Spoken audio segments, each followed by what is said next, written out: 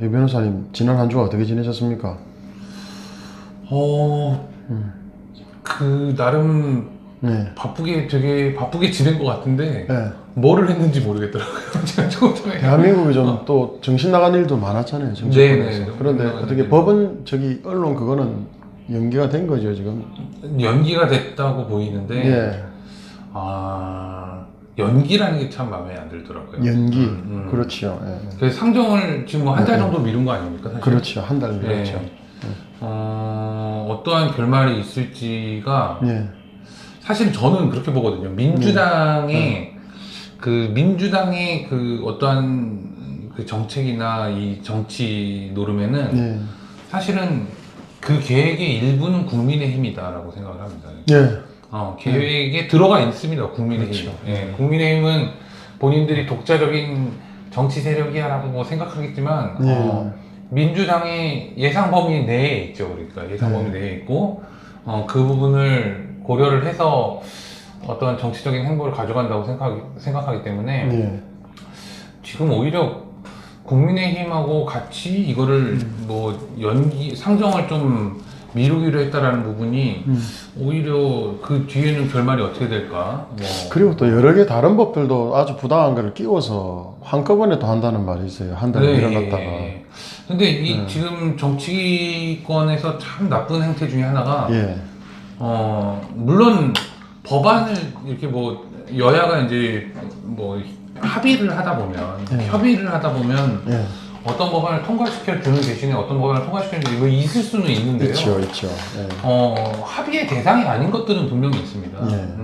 절대 통과돼서는 안 되는 게 있는 거고 그 부분은 수정안으로 의결을 할지언정 예. 수정안이 존재를 해야지만 합의의 대상이 될 수 있는 거지. 그렇죠. 예. 수정안이 존재하지 않는 상태에서 이걸 해줄 테니까 저걸 해줘 너네는 뭐 이런 식으로 합의가 되면 결국에는 이게 전부 다 그 문제를 그냥 미루는 것뿐이지 해결이 아니라 오히려 이제 이런 얘기가 가능한 거죠. 예. 그때 국민의힘도 동의했다. 그렇죠. 국민의 대표, 너네들의 대표는 국민의힘 아니야? 우파는 이렇게 되면서 다 같이 그냥 악법에 동의한 것처럼 이런 상황이 초래될 게 너무 우려가 됩니다. 예. 자, 그리고 지금 요즘 이제 다시 슬슬 끌어오르는 게 선거 같아요. 부정선거. 근데 지금 사람들이 지역구마다 부정선거 한 칸 한 칸은 계속 밀리고 있다. 특히 대법관이라든지 이런 대법관한테 좀 뭐라지 뭐 결정 내리고 그냥 거기서 포기하듯이 아니면 조금 저항하다 말듯이 이런 느낌인데 지금 이야기는 하더라고요. 비례대표 지금 선거 재검표가 남았죠. 네, 남아있습니다. 그래서 그거 이야기를 많이 들어요. 비례대표가 정말 한방 아니냐. 지역구 여러 개 해도 지금 계속 빠져나가고 핑계대고 또 뭐 고발당할 정도로 불법도 저지르고 하는 게. 그런데 그래서 언제 비례대표 재판이 있습니까? 그거 좀 말씀 좀 해주세요. 네, 지금 9월 7일이죠. 다음 주 월요일입니다. 다음 주 월요일. 9월 6일인가요? 예, 20 며칠이 아니고 다음 주입니까? 네, 다음 주 월요일에 이제 재검표를 하는 게 아니고요. 변론 준비기일이라고 해서 예. 이제 그 재검표 기일을 잡기 위해서 하는 거라고 보여지는데 예. 구체적으로 그 방법이나 이런 것들을 이제 논의를 해야 되겠죠. 논의를 하고 하는데 이제 기본 뭐 이제 구체적으로 말씀드리기는 좀 그렇습니다. 말씀드리기는 그렇습니다만 전략이 있으시니까 그죠 또? 예, 전략이라기보다 방향의 문제인데 어떤 지금 뭐 지역구 뭐 재검표가 막 진행되고 있지 않습니까? 예, 그렇죠. 그 지역구 재검표를 하니까 우리도 해야 된다 이런 식의 주장을 할 생각은 없습니다. 무슨 얘기냐면 충분한 검증 방법이 필요하다. 그리고 또 검증 방법에 대해서 결과를 기다리는 것 또한 필요한 거죠. 이제 그렇다 그러면. 그래서 그런 부분들을 관철을 시키도록 노력을 하는 게 이제 저희 그 소송 대리인의 역할인 것 같고요. 그리고 또 그 결과를 기다려야 되는 부분도 있습니다. 뭐 감정을 한다면 감정 결과가 나와야 되는 부분도 있고 또 감정을 한다면 이제 감정의 목적물이 이제 확정이 돼야 되는 문제가 있죠. 그래서 그런 것들을 어떻게 구체화할 것인지 그리고 또 그 부분에 있어서 실제 선관위, 그러니까 피고죠. 네. 피고의 입장이나 이런 것들에 대해서도 충분히 우리가 입장 표명이 있어야 된다고 생각을 합니다. 뭐 어떤 현상이 있으면은 네. 그 현상에 있어서 선거관리위원회도 그 나름대로 그 현상이 왜 발생하는지를 확인해야 될 기회나 변명의 기회는 필요한 거거든요. 네. 그리고 또 그게 그 변명이 온당치 않다면 네. 맞지 않다라는 거를 증명해 나가는 게 이제 소송의 과정인 것이고요. 네. 그렇다고 한다면은 실제로 구체적으로 어떻게 그 재검표나 아니면 재검표를 포함한 재검표는 하나의 검증 방법에 불과하고요. 네. 이후에 그 증거 방법들을 가져갈지는 네. 좀 고려를 해서 변론 준비기일에 이제 법원하고 법원과 뭐 그 재판 과정에서 주장을 하도록 하겠습니다. 그리고 작전은 뭐 제대로 좀 잘 짜시겠죠. 그러니까 이런 게 이제 소송 전략이라고 하는 거죠. 예를 들어서 그러니까 네. 비공개겠지만 작전을 100%를 잘 짰다 쳐요. 그런데 플랜 A부터 Z까지 하기는커녕 A부터 다 틀어버리고 작전을 안 하면 작전이 빵점이고 의미가 없다는 저번에 말씀하셨지 않습니까? 그렇죠. 그래서 그런 작전은 세울 필요가 없죠. 그렇게 할 거면. 비례대표에 대해서 재검표나 부정선거 규명하는 재판에서 관심이 많아요. 그리고 비례대표는 사실은 어떻습니까? 이게 지역구는 한 지역구에 대해서 결과가 뒤집어지는 게 최고의치 아니겠습니까? 네. 근데 비례 같은 경우는 어떻게 결과가 나죠? 비례는- 다 뒤집어집니까? 만약에 네, 이야기를 좀 해주세요. 최소 어디부터 최대 어디까지 어떻게 될 수 있다? 그러니까 이제 정당은 그렇습니다. 이제 그 예. 지역구는 그 당사자가 이제 후보죠, 후보. 예. 후보가 자신의 선거구에 있어서 그 선거에 무효를 구하든 뭐 당선의 무효를 구하든 그렇죠. 예. 그 소송물이라고 그러는데 우리가 그 소송물이 해당 선거구만 특정돼 있습니다. 근데 이제 정당 같은 경우에는 비례대표 그렇죠. 예. 선거만 무효로 하느냐? 아니 네. 그렇지는 않습니다. 지금 지금 국민혁명당 소송 같은 경우에는 예. 그 21대 선거 전체 무효를 구하고 있습니다. 당연히 그건 그럴 수밖에 없는 게 예. 비례가 무효라고 하더라도 네. 이제 비례에서만 무효가 발견됐다. 뭐 예. 이래야 됩니다. 예. 소송에서 예. 뭐 그럴 리도 없겠지만서도 예. 그렇다면은 이 선거 불가분의 원칙이라는 게 있거든요. 예. 그래서 비례라는 건 전국에 다 미치는 영향 아닙니까? 기본적으로. 예. 그렇기 때문에 지역구에도 당연히 전체 지역구에 영향을 미쳤다고 보는 것이고요. 예. 그 선거 무효의 사유가. 그렇다고 한다면 전체 선거 무효가 선거의 무효를 구하는 게, 전체의 무효를 구하는 게 소송물이 될 수 있는 거죠. 그래서 지금 21대 총선 전체의 무효를 네. 구하고 있는 것이 바로 원고 국민혁명당의 네. 선거 무효 소송이다. 이렇게 이해를 하시면 됩니다. 그래서 이 변호사님하고 또 어느 변호사님이 그 담당을 주력을 맡으셨죠? 네, 이명기 변호사님, 선생님이, 네, 그리고 예. 또 문수정 변호사님, 고영일 변호사님, 예. 뭐 권우현 변호사님, 예. 뭐 또 이순호 변호사님 뭐 이렇게 예. 많이. 그 다음에 우리 우승수 변호사님. 저요. 예. 네, 그리고 맡으셨고. 제가 있습니다. 예, 예. 그런데 궁금한 게 이럴 수 있지 않습니까? 자, 대다수의 과반이 넘는다든지 일당이나 이당이 아닌 소수당이 무슨 이게 부정이 났다 해도 무슨 영향을 미치겠냐, 너가 영향 없지 않냐, 이래 또 법원이 말도 안 되는 억지를 부리면서 선관위에 손을 들어준다, 이런 경우는 없을까요? 근데 뭐 표가 몇백 표나 몇천 표가 진짜 문제가 나왔다 치고. 예. 근데 그 선거 자체, 선거는 그러니까 기본적으로 결함이 없어야 되는 거죠. 결함이 없어야 되고 예, 예. 공정해야 되고 이 그렇죠. 룰이잖아요. 경기의 예. 룰이나 다름없는 예. 것이고 경기장 그 자체잖아요. 그러면은 맞습니다. 경기장의 골대가 어느 한쪽이 더 넓어. 예. 우리 축구를 하는데. 그러면은 그 골대에 골을 넣건 안 넣건 예. 이 경기 자체가 불공정한 거죠. 예. 우리가 그렇게 이해를 한다면 예.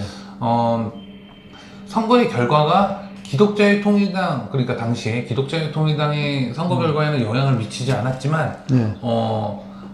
다른 당의 선거의 결과에만 영향을 미쳤다. 그러니까 선거 무효가 아니야. 이렇게 볼 수는 없습니다. 없다? 전혀 없다. 왜냐하면 예. 실제로 그러면 해당 뭐 예를 들면 어떤 특정인이 뭐 1번을 찍었는데 2번으로 됐다거나 뭐 2번을 찍었는데 1번으로 됐다거나 예. 그렇다면 그 사람의 표가 만약에 무효가 되고 다시 그 사람에게 선거의 기회를 줬을 때, 투표의 기회를 줬을 때 그 사람이 누구를 찍을지는 정해져 있지 않은 상태인 거죠. 맞습니다. 그렇기 때문에 그 사이 변화가 있을 수 이 있고. 각 후보자 간에 아니면 각 후보 정당 간에 그 선거는 뭐 불가분이다라고 우리가 보통 얘기를 합니다. 그래서 어느 한쪽의 결함이 다른 사람에게 필연적으로 다른 후보에게, 다른 후보 정당에게 영향을 미치는 구조로 되어 있는 게 당연히 선거라고 보여지죠. 자, 그리고 하나 더 궁금한 게, 많은 분들이 좀 궁금해하고 K파티 회원도 궁금해해요. 왜냐하면 이게 정말 현실 같지 않은 일들이 지금 미국에서도 일어나고 있고, 네네. 마리코파부터 해서 난리 나고 있지 않습니까? 네. 그것도 개인 주민들이, 주권자인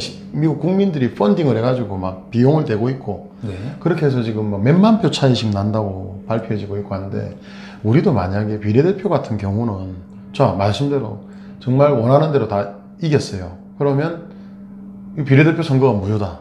그러면 지금까지 비례대표 당선된 비례대표 국회들 다 무효고, 그럼 지역구도 다 무효고, 그렇게 해서 무효가 되면 어떤 결과가 납니까? 자, 이럴 수 있잖아요. 총선은 이미 끝났다. 지금 국회의원들은 이미 있다. 이걸 국회를 멈추면 국정 운영이나 이런 거에 대해서 더 손해가, 국가적 손실이 크기 때문에 그 손실 대비해서 뭐 그냥 피해 보상이라든지 다음에 보완만 하기로 하고 이건 뭐 그냥 넘어간다. 이런 억지 판결은 없겠습니까? 만약에 우리가 이긴다면 네, 전체 선거가 무효가 됐다고 이제 우리가 가정을 한다면 그렇다고 해서 그동안 21대 이제 국회가 현재 21대 국회가 세비도 다 반납해야 되는지 네? 했던 네. 입법이 다 무효인지 네. 진짜 미치잖아요. 그에 대해서. 네. 근데 그런 초유의 사태가 아직 벌어진 적이 없죠. 그러니까요. 그런 적이 없으니까 정말 바라긴 하는데 어떻게 구성될 것이냐라고 우리가 생각을 해보면 뭐 생각 같아서는 싹 다 무효, 그리고 다 원래 법으로 다 돌아가는 거죠. 그러면은 엄청난 일이 초래가 될 겁니다. 그래서 그런 거를 대법원에서는 피해가 크니까 여론도 만들고 억지로 그런 피해가 더 크기 때문에 이번에 문제는 있지만 문제 있는 사람이나 떨어진 사람에 대해서 금전적인 뭐 보상을 한다든지, 옛날 맨날 뭐 민주화 제도사나 보면은 다시 뒤집어 놓고는 돈으로 주고 이랬지 않습니까? 네, 이건 돈으로 할 수 있는 게 아니죠. 돈으로 할 수 있는 것은 아니고요. 선거 자체가 없었던 거죠. 그러니까 쉽게 말하면. 그러니까. 근데 대법원들이 장악이 돼서 대법관들이 네. 그렇잖아요. 사실 과반넘게 우리가 봐도. 근데 이제 선거 자체가 무효가 되면은 그렇다고 해서 그동안의 입법 활동이 전부 다 무효가 되느냐, 그렇지는 않을 거라고 봅니다. 그러니까 무슨 얘기냐면 물론 우리 느낌에는 예. 우리가 원하고 하는 거는 사실 모든 것이 다 그냥 원천 무효가 되는 것이죠. 사실은. 그렇죠. 네, 원천 무효가 돼서 그 부정선거 저지른 놈들은 형량이 크다면서요. 그럼요. 예, 그거야. 사형부터 그냥 뭐 무기징역. 네. 근데 사형 중에서 뭐 이런 건 없습니까? 시원하게 총살이라든지 뭐 그렇게 자꾸 희망을 말씀하시면 이제 우리가 희망을 자꾸 생각하게 됩니다. 그러니까 희망은 물론 저도 제 희망도 그렇습니다. 무슨 말인지 대표님이. 알겠어요. 근데 이제 아니 궁금해하더라고요 진짜. 네네. 비례대표가 제일 큰 거 아니냐. 지역구 지금 하나하나 지금 계속 대법관들이 억지 부리면서 표 조금 나왔다. 그리고 소극적인 자세라든지 변호사들이 밀고 나가고, 아니 대법관들이 밀고 나가고 판사들이 고집 부리고 나갈 때 크게 막지 못하면 이게 그냥 이래 결정 나버리고 이래 결정 나고 하나씩 저거들이 땅을 따먹게 하듯이 지역구는 이렇게 하면서 결국은 사소한 뭐 차이는 있었지만 크게 뭐 바꿀 만한 것이 없었고 부정선거는 아니었다. 요래 갈 것 같거든요, 지역구는. 네. 지금도 흐름도 그렇잖아요. 근데 비례대표는 이거는 저거들도 당황할 거예요, 지금. 사실 비례대표가 지역구 약간 사례를 좀, 유 변호사님도 이상한 투표지 보셨죠? 네. 현장에서. 네. 비례대표 다 넣겠습니까? 비례대표도 있는데 비례대표는 이거는 진짜 감당 못할 것 같아서 한번 걸리고. 결과는 이제 차분히 좀 지켜보겠습니다. 지켜보는데 이제 어쨌든 만약에 선거 무효의 판결이 이제 있다. 그 전체 선거 무효, 이제 국민혁명당 소동의 그 전체 선거 무효 판결이 선거 무효로 판결을 한다면 예. 그동안의 입법 활동이 전부 다 무효로 보기는 어렵다, 사실. 그렇다. 왜냐면 우리가 이제 그 그러니까 만약에 그렇다고 한다면 정말 엄청난 혼란이 초래되는 건 국정 사실이죠. 중단, 네, 국정 중단뿐 아니라 맞아, 헌정 뭐 중단. 개정된 법률에 따라서 세금을 낸 것도 많을 것이고요. 맞아. 뭐 60km에서 50km 지금 가속 제한으로 한 거 딱지 끊긴 거 다 돌려줘야 돼. 네, 뭐 그런 거죠. 예, 맞아요. 그러니까 그렇게 가기는 현실적으로 어렵고, 예. 현실적으로 어렵고 법리적으로도 사실은 뭐 이런 식으로 아마 갈 거다. 뭐냐면 우리가 이제 어떤 위법한 행정작용이 있으면 위법한, 그러니까 정부의 행위가 있는 거죠. 그러면 그게 나중에 취소가 된다 하더라도 기존에 있었던 효력들은 유지를 한다 그럽니다. 그러니까 무슨 얘기냐면 원래는 소송 중이면은 그 사실관계가 확정이 된 게 아니잖아요. 예. 확정이 된 게 아니니까는 그 처분이나 이런 것들도 네. 국가가 한 행위도 일단 효력을 발휘하지 말아야 되는데. 그렇죠. 우리 원래 그러잖아요. 돈 받기 위해서 소송했는데 소송 다 그중에 다 써버리고 못 받잖아요. 못 받잖아요. 그런 겁니다. 압류를 한다든지 네. 뭐 가처분 신청을 한다든지 네. 해서 원칙적으로 그런데 실제로는 이제 그렇기 때문에 이 효력을 계속 발생하고 있는 과정에서 입법 작용도 결국에는 큰 틀에서는 국가의 입법 작용인 거죠. 결국에는 큰 틀에서 입법 작용이라고 보면은 그걸 전부 다 무효, 그냥 원천 무효, 지금 시점 소급해서 그렇게 보기는 그렇게 보기보다는 오히려 이제 무효 판결이 나면 이제 정치적으로는 21대 국회의원들이 했던 활동들이 사실은 정당성을 상실하는 건 맞습니다. 정치적으로. 그렇기 때문에 기존에 21대 국회가 해놓은 그 입법작용에 대해서 그 효과를 다시 돌릴 수 있는 식의 특별법을 마련하는 식으로 그런 식으로 해결이 될 거다. 뭐 지금 가능하다? 시점에는 그렇게 우리가 예상을 할 수가 있는 거죠. 야, 참 처벌에 대해서는 어떻게 해야 됩니까? 당이 관련됐다든지 또는 저 위에 저 문디가 관련됐다든지 또는 뭐 외국이 관련됐다든지 분명히 특정 세력이 이익을 주고 돈을 받았거나 어떤 혜택을 받고 만약에 개입이 됐을 거 아닙니까? 그리고 세상에 공짜가 없다는 것처럼 종이를 사더라도 인쇄를 하더라도 그게 집어넣더라도 뭐 조선족으로서도 뭘 하든 간에 돈은 들잖아요. 그죠? 그렇습니다. 그렇게 해서 마을 여러 사람들이 입을 다물고 있고 그 관련자들이 많다. 그럼 거기에 대한 처벌도 어마어마하겠네요. 그렇습니다. 근데 그 부분은 이제 정당이 해산되나요? 정당 해산도 뭐 있을 수 있죠. 가능하죠. 만약에 정당의 관계자가 했다면 정당 해산도 가능하다. 그거는 이제 정당 해산의 사유는 자유민주주의에 대한 직접적인 위협입니다. 법치 파괴, 헌정질서 유린. 그러면은 선거를 뭐 망쳤다는 거는 선거를 조작했다라는 거는 뭐 자유민주주의에 대한 뭐 명백하고 현존하는 위협이기 때문에 당연히 뭐 정당 해산 사유가 될 수 있다고 생각을 하고요. 이후에 이제 뭐 저는 이제 제가 그동안 그 부정선거 이 진실규명을 소송대리인단에서 이렇게 노력을 하면서 이제 만나신 분들을 보면 대부분은 이 현상 자체를 보고 이해를 하시기도 하지만 아주 극히 일부 이제 국민들께서는 또 이 문재인 정권이 하도 폭정을 일삼으니까 한 방에 뒤집을 수 있는 게 이거다 라고 생각을 하셔서 하시는 것도 있습니다. 근데 그런 분도 있으시죠. 결과적으로는 결과적으로 만약에 선거 무효가 된다면 한 방에 뒤집을 수 있겠지만 그게 정말로 우리가 정말로 뭐 이제 야만 국가에서 부족 간에 복수를 하듯이 그러니까 그냥 죽은 사람을 되살리지 어렵듯이 뭐 의원직을 예전 시간으로 다 돌려가지고 이렇게는 어렵다. 대신에 특별법을 만들고 아니 선거 무효는 반드시 선거를 다시 해야 됩니다. 그러면 그 사이 있었던 세비 납부나 이런 거는 그런 것들은 효력을 그대로 줄지 어떨지에 대해서 이제 특별법이나 뭐 이런 것들을 통해서 논의는 있겠지만 특별법 결정은 누가 합니까 또? 다음은 무효인 사람들인데. 그렇죠. 그러니까 이제 선거를 빨리 다시 해야 되겠죠. 선거를 다시 해야 된다. 그리고 그렇기 때문에 그 선거를 만약에 대선 전에 결정이 나면 대선 때 해야 되고 그렇습니까? 아니면 대선을 하고 대선 후에 해야 되는 거 어떻게 되는 겁니까? 아니 저희 바람이야 당연히 뭐. 오늘 이제 곤란한 질문을 되게 많이 하시는데 대표님이 아니 근데 경우의 수 중에 하나는 맞잖아요. 그럼요. 근데 대선 전에 모든 게 판가름이 나고 그다음에 선거 무효가 되는 게 되게 바람직하겠죠. 당연히 제일 바람직합니다. 대선 전이 아니라 당장 내일이라도 선거 무효 판결이 나오기를 누구나 바랄 겁니다. 그렇지만 이렇게 엄청난 혼란이 초래되잖아요. 결국 혼란은 혼란입니다. 그러니까 정당은 혼란일 수도 있고 뭐 그렇지만 어쨌든. 이런 혼란이 초래될 것이기 때문에 그렇기 때문에 공직선거법이 180일 안에 선고를 하라고 명령을 해놓은 거죠. 근데 그걸 지키지 않은 이상 이 혼란은 불보듯 뻔한 일입니다. 그러니까 어떻게 되든 간에 그 책임은 대법원에 있는 건 분명하죠.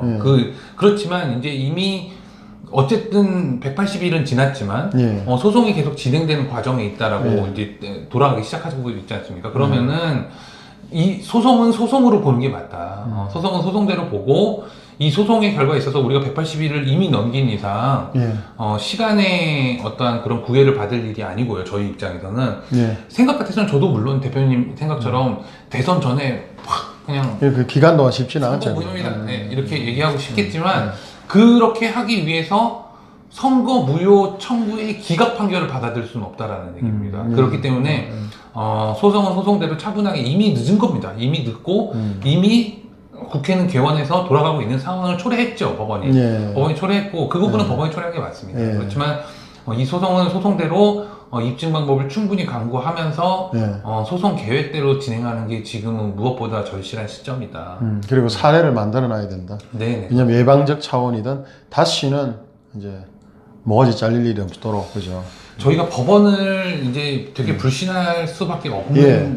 풍조가 있고 그런 예. 것들을 법원이 스스로 초래한 일이 분명히 있습니다. 다만 이제 제가 좀 말씀드리고 싶은 것은 그래도 어쨌든 우리가 뭐 법원을 전적으로 불신해야 되는 상황이 온다면은 그야말로 법치주의가 붕괴된 것이고요. 그렇다면은 우리가 정말 뭐 누구 말 맞다나 죽창 들고 나가야죠. 그러면 그게 바로 이제 저항권이라는 건데 국민 저항권. 네, 국민 저항권이지만 지금 그 단계가 아니라는 건 다 우리가 이해를 하고 계시잖아요. 그렇다고 한다면 이 판결 자체를 우리가 할 건 다 해야 된다라는 겁니다. 우리가 할 거를 다 해야 되고 우리가 할 일이 있잖아요. 우리라기보다는 정확하게 얘기하면은 각 당사자, 정당 아니면 그 소송을 맡고 있는 소송 대리인들이 해야 될 일이 있잖아요. 그것들을 먼저 하는 게 중요하다라는 거죠. 하는 게 중요하고 선동은 그 다음입니다. 선동은 그러니까 뭐 이걸 가지고 문제를 모든 게 다 끝났다. 모든 게 다 끝났으면 재판을 거부하세요. 그러면 그냥 재판 거부하고 그렇게 할 상황이 아니라는 거를 본인들도 알기 때문에 그렇게는 못하는 거 아닙니까? 그렇다고 한다면 소송을 소송대로 보는 것은 정말 중요한 시점이고 그래야지만 소송이 제대로 되는 거지. 나와서 뭐 그렇게 한다고 되는 건 아니거든요. 예, 그렇게 한다고 되는 건 아닙니다. 그래서 진짜 많은 분들이 비례대표 소송에 대해서도 사례도 만들어야 되고 또 부정을 어떻게 저들이 급급하고 덮으려 하고 막 억지 부리려 하는 것도 다 기록에 남겨야 된다면서 관심이 많으세요. 지역구는 하나하나인데 비례대표는 큰 건 하나니까 어쩌면 덩어리 제일 크잖아요, 덩어리가. 그래서 그런 말씀하시고 유 변호사님 내가 질문 안 했는데 최근에 우리나라 문제가 하나 있더라고요. 보니까 여론조사기관에서 글로벌 리서치라는 곳에서 여론 조작을 했어요. 여론조사 조작을 늘 행행하던 겁니다, 그죠? 그리고 의뢰를 어디서 하느냐에 따라서 좌성향이나 좌성향 기관에서 1,000만 원, 2,000만 원 주고 의뢰를 하면 3,000만 원 주면 응답자까지 사람이 전화를 걸고 1,000만 원에서 1,500 주면은 풍선 같은 게 지나가네. 1,000만에서 1,500을 주면 코끼리 태웠다. 뭐고? 코끼리 타고 지나가세요 지금. 기가 막힌 현실이네. 이야. 참. 네, 그래서 전화 DDR 방식으로 전화만 하거든요, 자동으로. 근데 이번에 글로벌 리서치가 걸린 거는 대선 최초로 지금 대선을 상대로 해서 막 나이대도 바꿔버리고. 네. 근데 이거를 처벌하는 법이고 과태료만 최대가 3,000만 원이라면 최대를 때렸어요. 근데 보통은 범죄를 저지르거나 정말 정치 주권이나 국민의 투표가 이제 보통 선거, 직접 선거, 간접 선거, 뭐 평등 이거 아닙니까? 비밀 선거, 보통 비밀, 직접 평등. 네. 자, 그렇게 한 선거에 대한 여론조사가 영향을 미쳐가지고 좀 큰 거잖아요. 그러면 이것도 선거에 관련된 거면 선거 앞두거나 그러면 부정선거를 만들 수도 있는 건데 여론조작이고. 그럼 이거 중벌이 있어야 되는데 얘들은 영업 정지도 없고요. 얘들은 그 여론조사 기간 허가 취소도 없어요. 3,000만 원 내고 또 여론조사 돌리는 거예요. 그게 지금 7, 8개 여론조사 기관에서 돌아가면서 그 짓을 한다는 거죠. 그런 법 좀 필요하지 않을까요? 그거에 대해서 어떻게 생각하세요? 이게 선거와 관련이 있어서 말씀드립니다. 네, 맞습니다. 그러니까 저희 이제 클린선거 시민행동에서 하는 활동도 선거 그 자체만 감시하는 선거의 물리적인 절차, 어떤 공정한 절차라는 게 있잖아요. 그 절차적 감시가 필요한 부분이 있죠. 그 부분에서만 멈춰서는 안 된다. 선거 전반에 대한 걸 감시를 해야 되고. 아주 중요한 말씀을 하신 거죠. 지금 대표님이 말씀하신 것처럼 유권자들의 그 의사 형성이라는 거를 정치적인 의사 형성이 자연스럽게 이루어져야 되는 거죠. 맞습니다. 자연스럽게 합법의 틀 안에서 이루어져야 되는데 이 의사 자체를 조작을 하는 시도가 사실은 엄청나게 많습니다. 그것도 부정선거의 시작이라니까요. 그게 부정선거의 시작이에요. 맞아요. 포털 조작도 있지만 민심 조작 중에 하나가 여론조사 아닙니까? 다들 요즘 여론조사를 믿고 언론에서 여론조사로 다 보여주고 하니까. 울산시장 선거개입도 마찬가지예요. 그렇죠. 그 선거개입도 그냥 계속 수사를 하는 겁니다. 뭐 맞아. 이건 저는 나쁜 거네. 그냥 사람들은 계속 나쁘게 보는 거죠. 맞아요. 그러면 맞아. 예, 그러니까 떨어지죠. 그러니까 결국에는 김기현 후보가 떨어졌지 않습니까? 맞습니다. 맞아요. 그런 것들이 그러면은 수사기관과 무슨 권력기관을 통해서만 가능하냐? 그렇지 않죠. 지금 말씀하신 것처럼 있지 않은 여론을 있는 것처럼 아니면 적은 여론을 지지율을 만들어내는 거. 여론을 조작하는 것이 이제 현대의 부정선거라고 우리가 보는 것이고. 그래서 말씀 계속 해주세요. 네.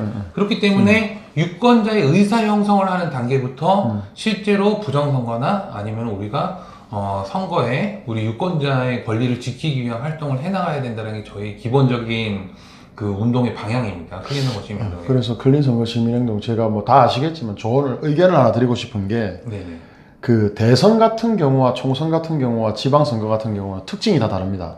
대선은 1대1이나 또는 1대1대1로 양강이나 삼강구도로 대선을 치릅니다. 그죠? 네. 나머지 표들은 별 의미가 없으니까. 그렇게 하는 경우는 가장 큰 게 뭐냐면 투표지나 이런 것들을 우르르 하는 것도 있지만 뭐 할 수 있냐면 여론조사로 5%, 3% 이렇게 바꿔버리면 그게 달라지잖아요. 직전에.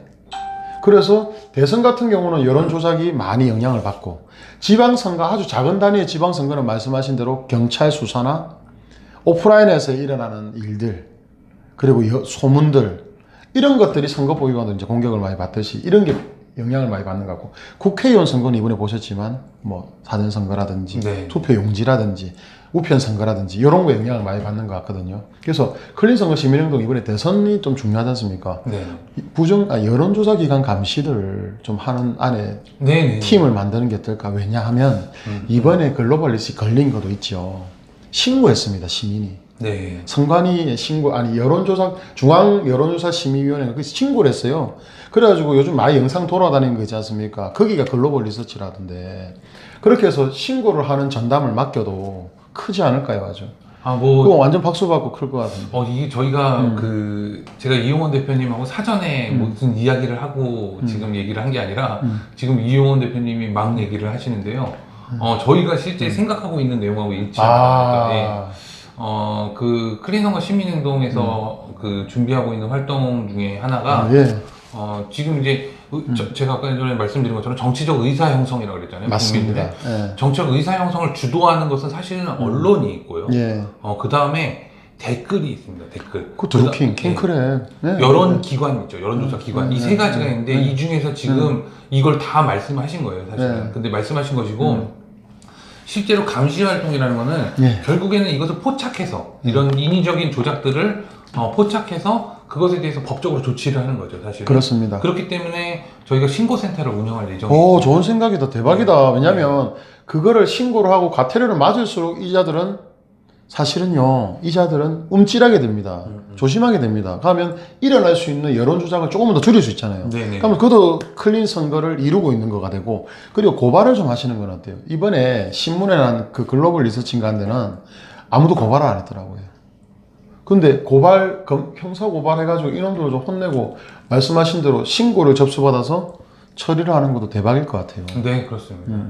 지금 구체적인 계획이 다 돼 있는데요. 이게 발표를 하는 거를 저희 다음 주 채널에서 그렇구나. 말씀을 드리고. 근데 저는 딱 이 글로벌 리서치 보고는 유 변호사님이 생각이 났고 오늘 요거에 대해서는 꼭 말해가지고 여론조사 기관도 조지고 감시하고 신고센터 그게 최고거든요.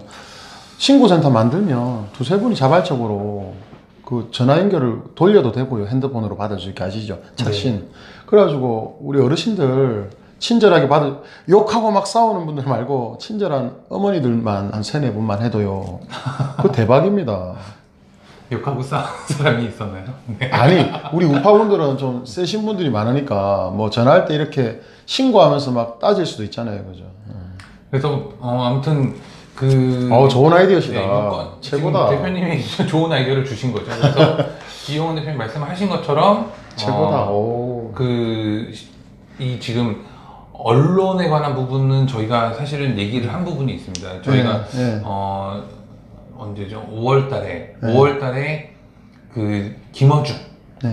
김어준이 그 TBS라는 그런 박원순이 그 똥 싸놓은 그 언론을 가지고서는 여론을 가지고 장난치는 거 아닙니까? 그렇죠. 그래서 맞습니다. 그것에 대해서도 저희가 법적 조치를 하고 좀 나아가서는 이 김어준 방송 계속 틀면 확 뭐라고 얘기한 게 있습니다. 그래서 그런 언론에 대한 움직임을 저희가 지속해서 가져갈 거고요. 그리고 또 지금 말씀하신 대로 저희가 댓글 부분 요거는 조금 구체적으로 나중에 한번 말씀드리겠습니다. 그리고 또 한 가지가 지금 말씀하신 여론조사 기관, 이거 여론조사 언론이랑 똑같습니다. 메이저 언론들이 다 붙잡고서는 조중동이 막 그냥 맘대로 해가지고 뭐 좌파 언론은 말할 것도 없고요. 조중동이 맘대로 해서 대통령까지 탄핵시킨 나라예요. 그렇죠. 우리나라가. 맞습니다. 실제로 그런 나라인데 선거를 자기네들 맘대로 할 수 있다고 스스로도 생각하고 있어요. 지금도.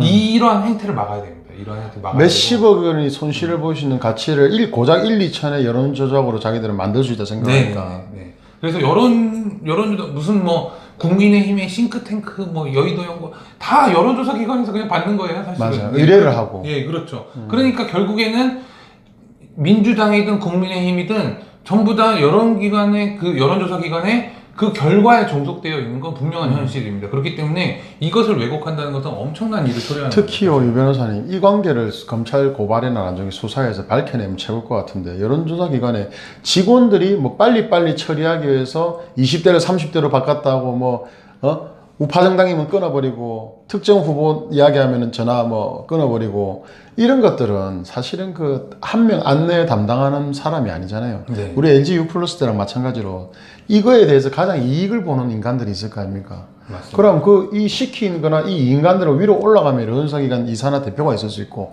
그 대표는 또 누구랑 친하다 이런 이야기들이 돌잖아요. 네. 그러면 사실은 돈을 씩 찔러주고 뒷돈을 주고 나중에는 뭐 정권 바뀌면 청와대 넣어줄게 하면서 여론조사기관 이사나 대표를 흔들 수 있지 않습니까? 네, 맞습니다. 지금 사실 일어나고 있잖아요, 그런 게. 여론조사 기관이 여론조사 기관이 그냥 여론조사 결과를 발표하면 그대로 씁니다. 그대로. 다 그대로 쓰잖아요. 그러니까 그대로 또 믿어요. 검증할 수 없어요. 그대로 또 믿어요. 다시 여론조사를 해서 검증할 수는 없는 여론조사 심의위원회가 발각에 이렇게 이번처럼 발각을 신고가 많이 들어와서 조사를 안 할 수밖에 없어서 안 하는 경우 말고는 또 안 들킵니다. 그리고 이 여론조사에 왜 기관이란 걸 붙여요? 나 이해가 안 됩니다.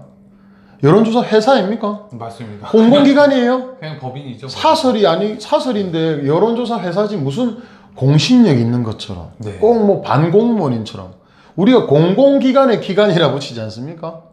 맞습니다. 정부가 출자했나요, 여론회사에? 근데 여론조사 기관이라는 기관을 왜 붙여요? 여론조사 회사죠. 여론조사 업체나 결국에는 여론조사 업자들. 여론조사 기관이라는 하는 그런 명칭 자체도 이미 뭔가 공신력을 부여하기 그러니까요, 그럼요. 조작의 냄새가 나는. 예, 그걸 그렇게 또 대우해 줌에도 불구하고 대우할 만큼의 행동을 안 하고 양반 대우해 줬는데 뭐 양아치 같이 한다 이런 것처럼. 그러고 보니까 언론 기관이라고 한 적도 많네요. 우리가 그러니까 그것도 언론 업체지. 언론 언론 가게고 언론 업체죠.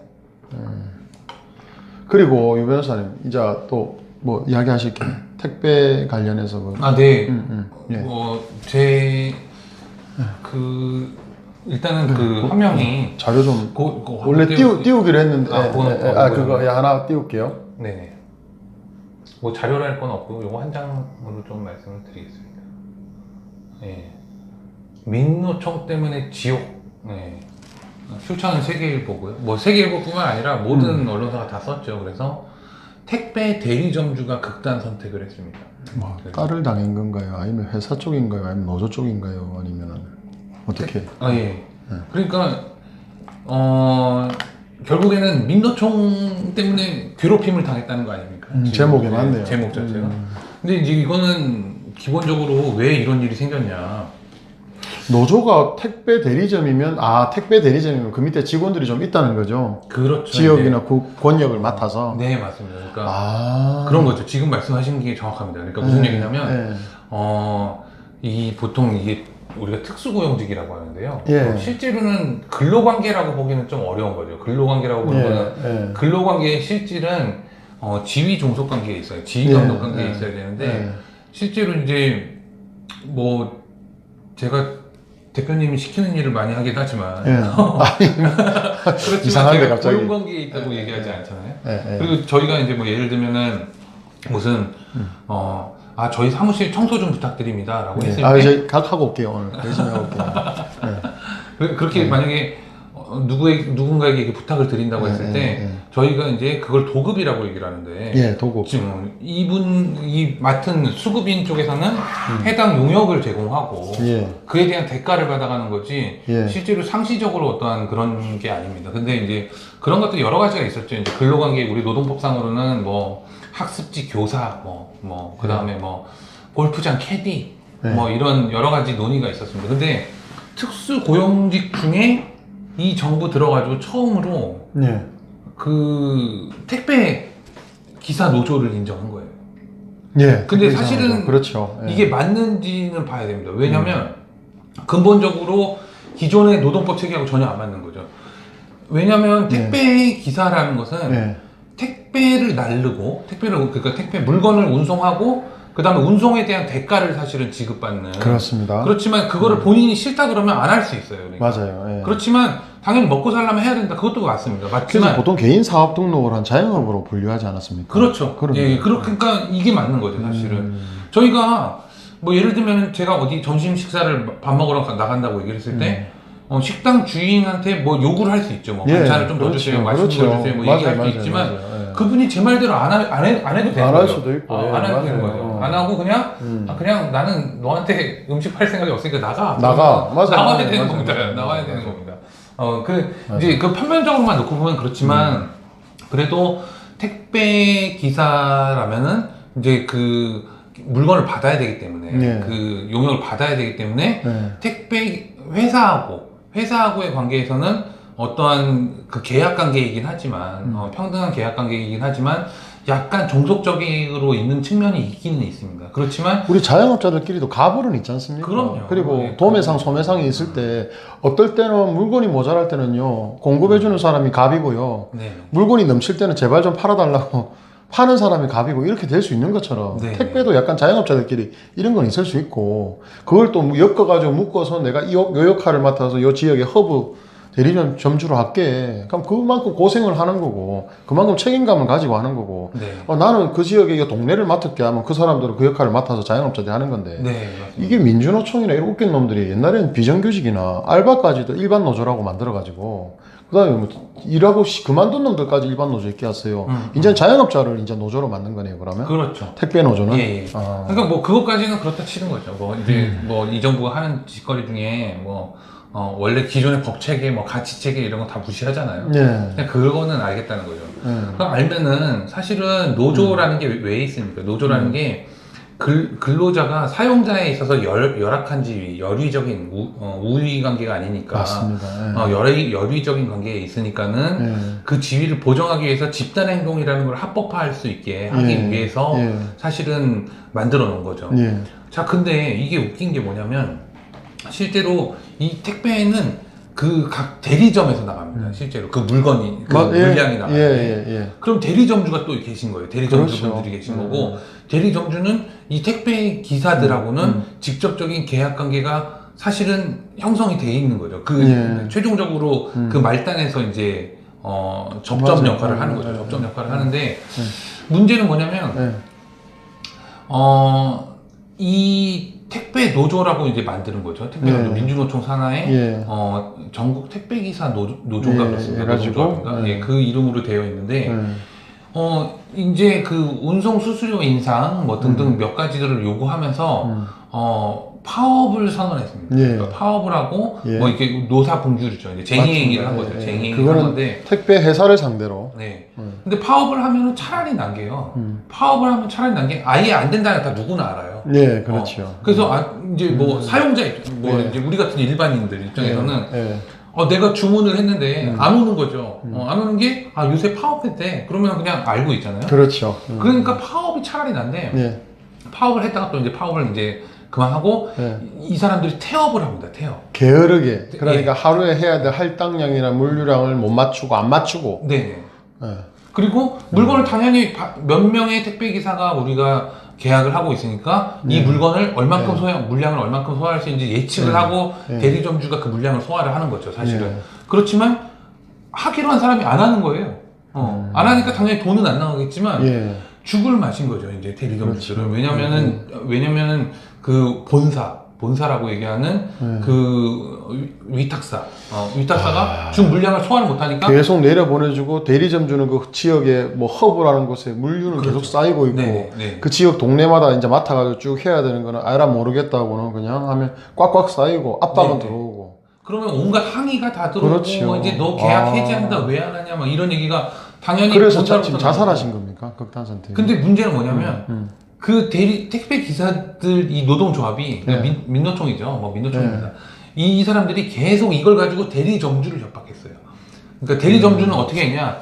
물량을 소화를 못하니까 이 사람들이 안 받으니까 민노총은 안 받고 태업을 하고 하니까는 가족들까지 동원해서 그렇죠. 해야죠. 막 뛰어서 했습니다. 왜냐면 이 대리점업이라는 게 본인들의 생계 수단이기 때문에. 그리고 그렇게 그 위에 다른 택배 본사하고도 계약을 한 게 있을 거 아니에요. 그럼요. 계약 위반하면은. 그렇기 때문에 예.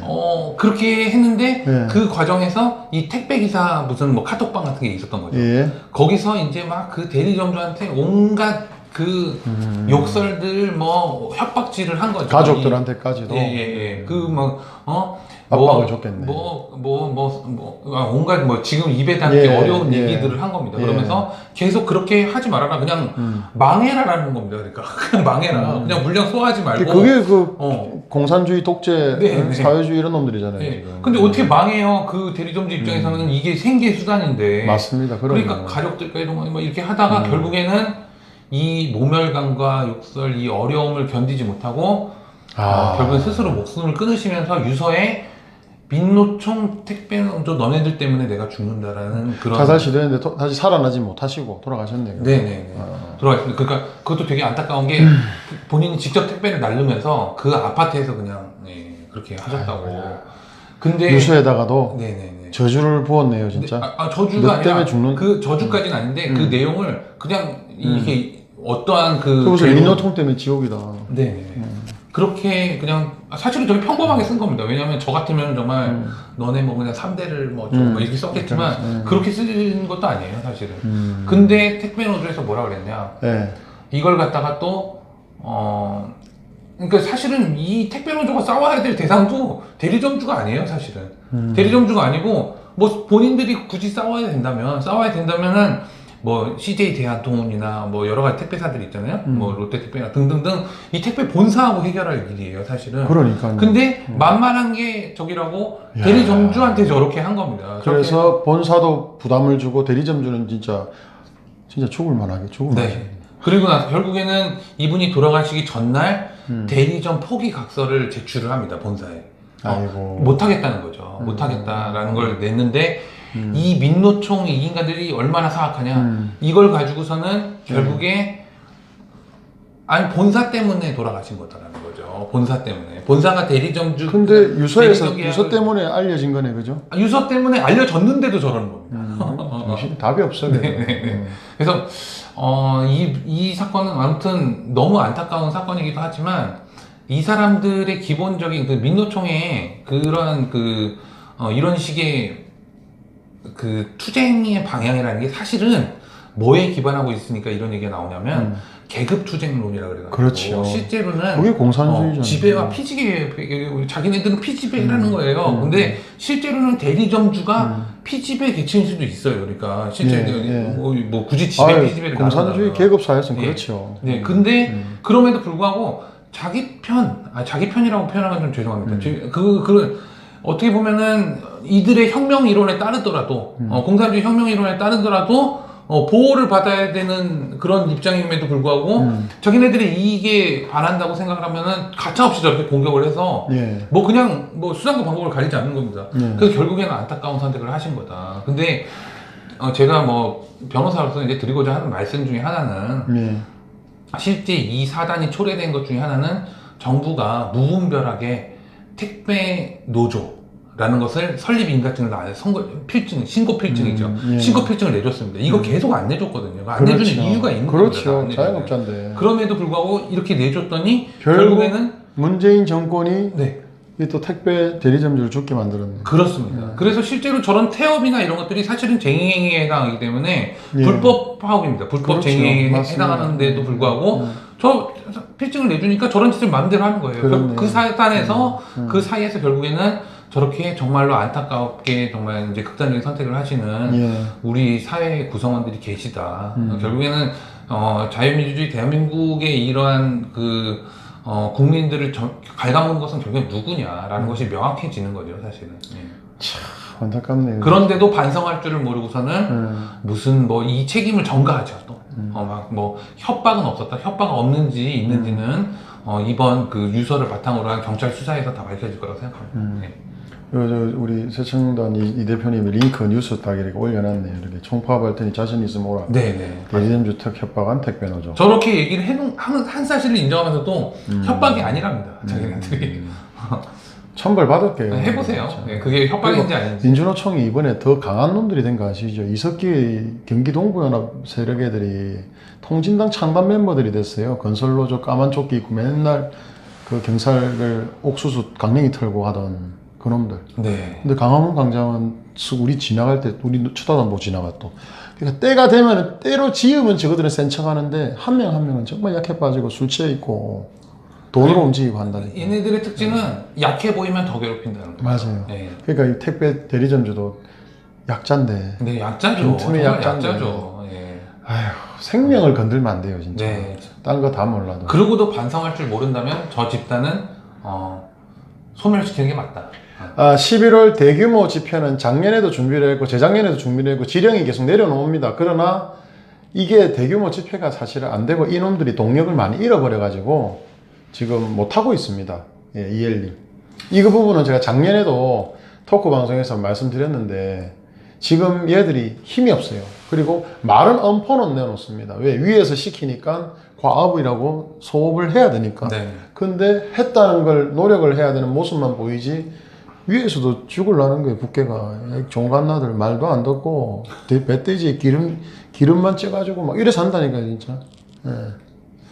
이일님이 아까 전에 질문하신 거 제가 답변을 못 드렸는데. 예. 네, 문수정 우리 천재 변호사님, 문수정 변호사님도 들어오셨어요. 들어오셨어요. 예. 이엘님이 아까 뭐 물어보셨어요? 월요일 날 변론 준비 기일은 시간을 물어보셨는데요. 예, 월요일 14시 30분입니다. 14시 30분이니까 뭐 저희가 무슨 막 이렇게 그럴 일은 아니고 그냥 시간을 물어보시길래 말씀을 드렸습니다. 예. 그리고 아까 말씀드리다가 하나 말씀 못 드렸는데 지금 우리가 소송대로 진행하는 게 중요하다. 제가 그 말씀 드렸잖아요. 그거는 우리가 좀 냉정을 좀 찾고 냉정하게 소송을 열심히 하자라는 생각을 해야 되는 이유 중에 하나가 맞아요. 그 드루킹 특검 때 어땠는지 기억하시나요? 허위범 특검. 허위범 특검 할 때 사람들이 전부 다 이건 다 끝났어, 안 해도 돼, 뭐 해봐야 소용없어, 뭐 다 그렇게 얘기해요. 맞아요. 다 그렇게 얘기하고 힘도 안 실어줬어요. 맞아요. 실제 그렇지 않습니까? 그냥 근데 묵묵히 정치인들의 그 패배 의식에 젖어가지고 그리고서 정치인들이 신경도 안 썼습니다. 그렇지만 결국에는 김경수가 잡혀 들어가는 상황이 된 거죠. 허특검도 포기하지 않고 드루킹도 자기가 법원에서 할 말을 했고 그 법원에서 문재인이하고 김경수가 수행비서를 하면서 대선 당내 경선 후보할 때 같이 차를 이동하면서도 드루킹한테 지시를 했다는 거예요. 그리고 김경수가 문재인 옆에서 시키는 듯한 뉘앙스를 했다고 재판 진술했다니까. 그러니까요. 그러면 최고로 이익받은 놈이 누구냐고. 문재인인데. 문재인이죠. 가만히 있잖아요. 지금. 결국에는 재판을 하거나 수사를 하게 되면 물론 편파적이고 뭐 부당한 것도 있었습니다. 우리나라 역사에서도 있고 지금도 있고요. 뭐 그렇지만 그 절차를 먼저 열심히 하는 것은 무엇보다 중요하다. 정치인들 출신들이 이런 그 소송이나 이런 문제에 만약에 좀 개입을 하면은 가장 문제가 뭐냐면 이게 다 정치적으로 해결될 거라고 믿거나 이건 무조건 정치적으로 안 된다고 믿거나 둘 중에 하나를 해서 소송을 망치는 경우가 있습니다. 그렇죠. 그런 것들이 우리가 지금 현재 시점에 선거보궐소송에서 지향해야 될 점이다. 특히 개인적 수단이나 개인적 영리나 개인적 선거를 위해서 악용이 되어서도 안 되고 이거는 개인 하나나 특정인이 아니고 공공 그리고 국민 대한민국의 헌법 지키고 주권을 주권과 관련된 문제잖아요. 네. 선거구 주권을 지키느냐 뺏기느냐 진상규명을 하는 거기 때문에 이거는 정말 공공공익을 넘어서 국익 차원이라고 봅니다. 그렇기 때문에 뭐 누구 한 명이 지는 것도 아니고 이거는 뭐 개인 특정 이런 세력이 하는 것도 아닌 것 같고 오직 국민만 바라보고 악용이 안 됐으면 좋겠습니다. 네. 그것도 좀 잘 클린하게 해주십시오. 클린하게 모범적으로 클린한 걸 보여주시고. 아니 뭐 보여주기보다는 오히려 조용히 하는 게 그러니까 모범적인 것 같습니다. 그 사람들이 다 박수 칠 거예요, 진짜. 말이 앞서면 늘 그 말이 안 맞는다고 그걸 때운다고 늘 거짓과 원하지 않았지만 거짓이 되고 사기가 되고 시간차나 팩트가 안 맞으면 또 범죄가 되고 하더라고요. 지금 우파 이제 이거는 방송 직전에 이제 대표님하고 얘기를 나눈 건데 예. 그 우파 지금 현재 가장 큰 문제 중에 하나가 예. 이게 이제 말이라는 게 보통 책임을 수반하는 게 정상 아니에요? 예, 정상이죠? 그러면은 말을 할 때는 물론 본인이 헛소리를 하는 건 자유입니다. 헛소리를 하는 건 자유인데 예. 그 헛소리에 대한 책임을 져야 됩니다. 책임을 져야 책임을 지고 되는데. 반성을 하게 되죠. 그러면 책임을 지니까. 근데 책임을 져야 되는데 요즘 아무 말 대잔치 같은 던져놓고 책임을 급하게 특종에 대한 중독 같은 큰일 났다 뒤집어졌다 난리 났다 이런 걸 쓰면서 그 책임을 안 지기 위해서 또 책임을 안 지기 위한 말을 하는 거죠. 또 계속해서 이런 그게 카드 돌려막기 같다니까요. 이게 정말로 지금 우파 바닥에서 폭탄 돌리기. 네. 언제 한번 그러니까 네. 리볼빙 언제 한번 그러다가 누가 하면 머리에 구멍이 날 것 같은데. 저는 저는 그래서 요즘 유 변호사님은 그런 그게 안 끼잖아요, 그죠? 아니 뭐 저는 차분하게. 어디는 끼지 않습니다. 예. 뭐 선거무효 소송을